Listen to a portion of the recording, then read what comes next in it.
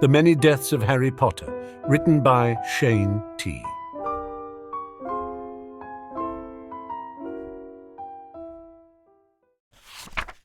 Chapter 2. The knowledge of what waited for him at the end of the day made the cupcake taste like ashes. Despite this, he didn't share any with Dudley. Not sharing the cupcake with him had only been an excuse. Dudley and his friends didn't need an excuse for Harry hunting. The fact that Harry was getting attention when Dudley wasn't, even if only for 5 minutes, was enough to set everything in motion.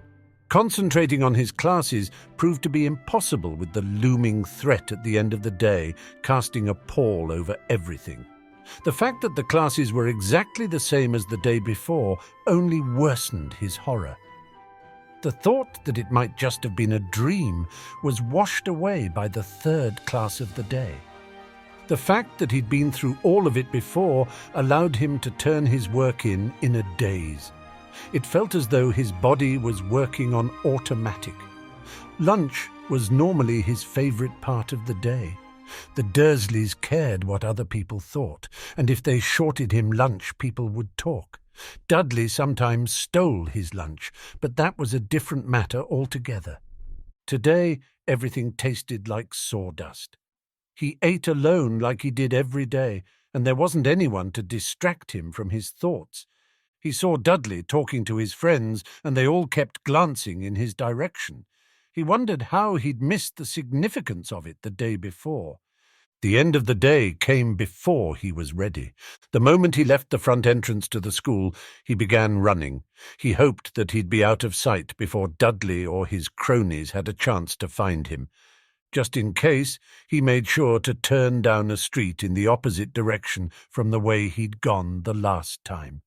A simple beating was much better than having his throat cut and having the pain of whatever that man had done with his stick. Harry had a 5-minute head start on the bullies looking for him, and even though some of them were on bicycles, that was all he needed. By the time Dudley came home, flushed and angry, Harry made sure that he was already cooking dinner for his aunt. He made sure never to be alone with his cousin, and he went to bed in his cupboard.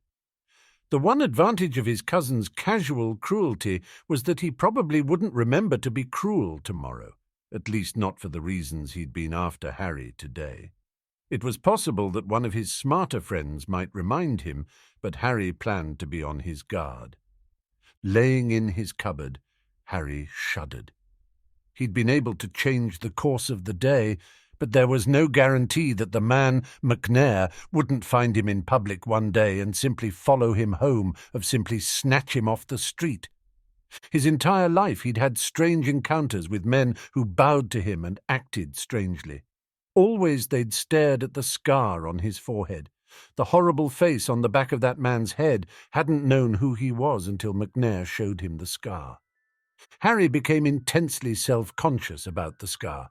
He found himself looking away from people, and he found himself scanning crowds for any sign of something being off. It took time, but eventually he noticed that there were people whose clothing seemed off. They looked as though they were trying to fit in, but just didn't know what they were doing. The adults ignored them as odd eccentrics, but these were always the people who stared at his scar. Eventually, Harry asked his aunt about wearing a hat. "A hat?"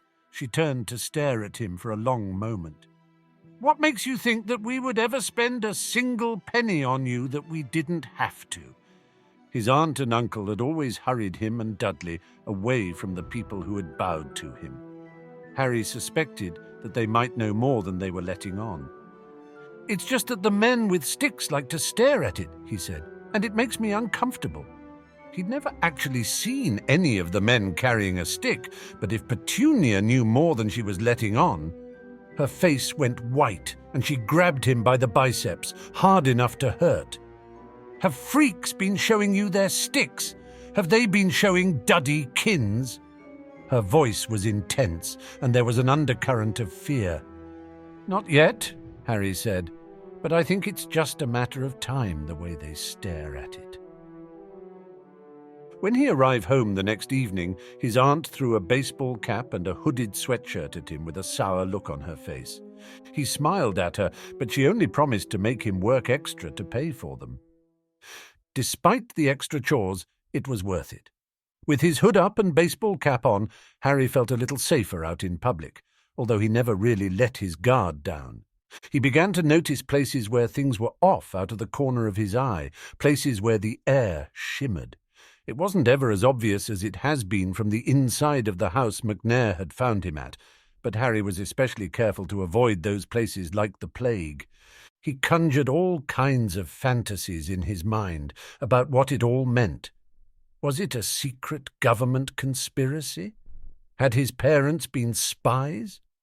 Were there monsters hiding among them?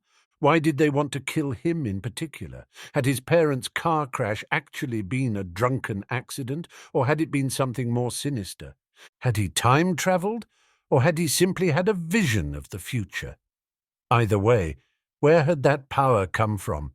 How had the man caused pain? His stick had never come close to touching Harry. How had the other man turned a fire poker into a knife? Would he ever feel safe again?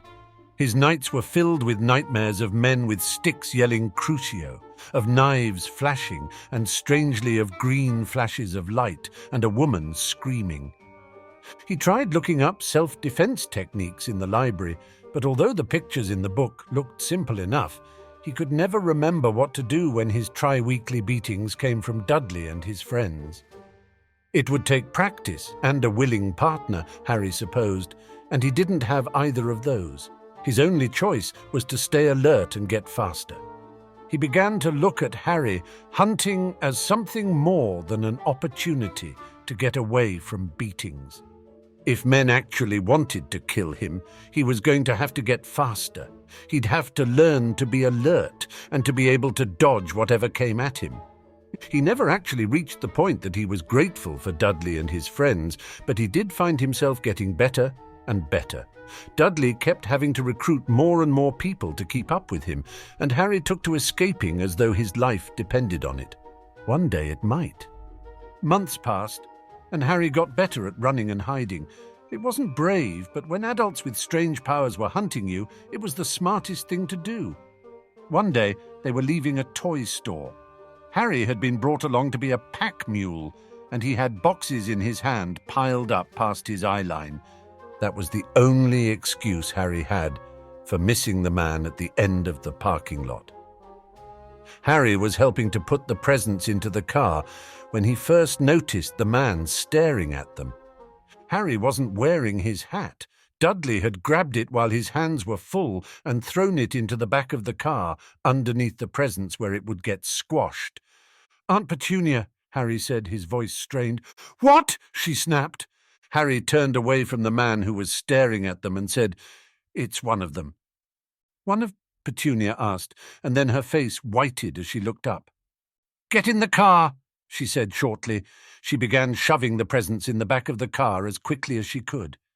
Dudley, for once, was unusually observant.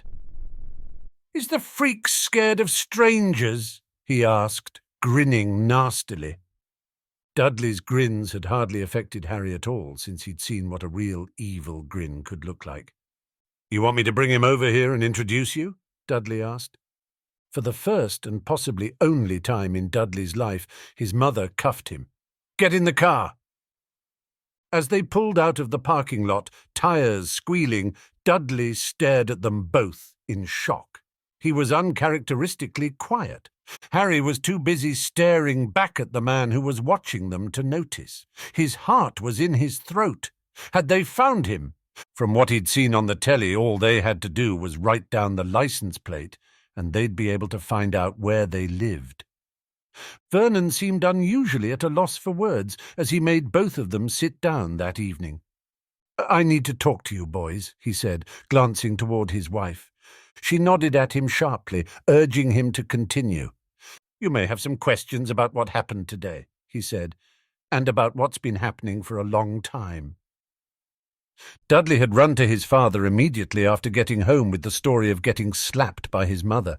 He'd clearly expected that there might be an argument, but after a short period of whispered arguing, they'd been sent to their room and their cupboard, respectively. For the first time, Harry was happy to have his cupboard.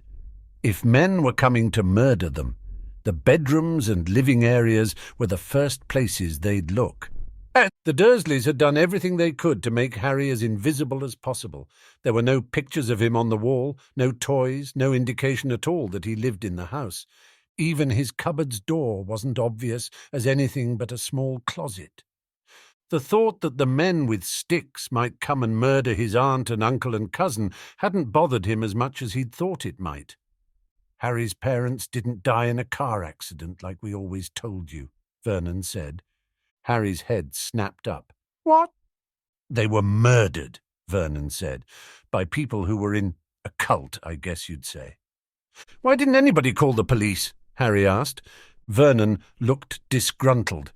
"You don't think we'd have tried that if we could? They've got people in the police. If we went to them, they'd have us." "They want to kill me, don't they?" Harry asked, feeling numb. Vernon scowled. "If it was just you, it wouldn't be that much of a loss. But if they get you, they'll get the rest of us too." It explained a lot. It explained why the Dursleys resented Harry so much. Every moment that he stayed in their house, he was endangering all of them. The anger they'd shown every time one of the men had bowed toward Harry, that had just been their fear showing. Beside him, Dudley began crying, and Aunt Petunia rushed to comfort him. "Why do you keep me here, then?" Harry asked. Vernon scowled and didn't answer for a long moment. Finally, he said, "There's 2 groups of them, and one of the groups is making us do it. If it was up to me, I'd have left you at an orphanage the day we got you. So if you give me up, one group comes for you. If you don't, the other one does," Harry said, staring at his uncle. They were trapped even more than he was. Strangely, he found himself getting along better with his aunt and uncle after that. Their behavior toward him didn't change much, but he suddenly found himself unable to resent their coldness toward him. They had reasons for it that he could understand, and that made it easier to accept. That didn't mean that he didn't still crave love and affection, but at least he didn't fight back against them. His attitude improved, and they softened toward him, even if only imperceptibly. The one who changed the most was Dudley. The same paranoia that had infected Harry had begun to infect him. The Harry hunts stopped. Dudley no longer wanted anything to do with him. If adults were hunting Harry, Dudley didn't want to be anywhere in the vicinity. Now, Harry wasn't the only one to have nightmares.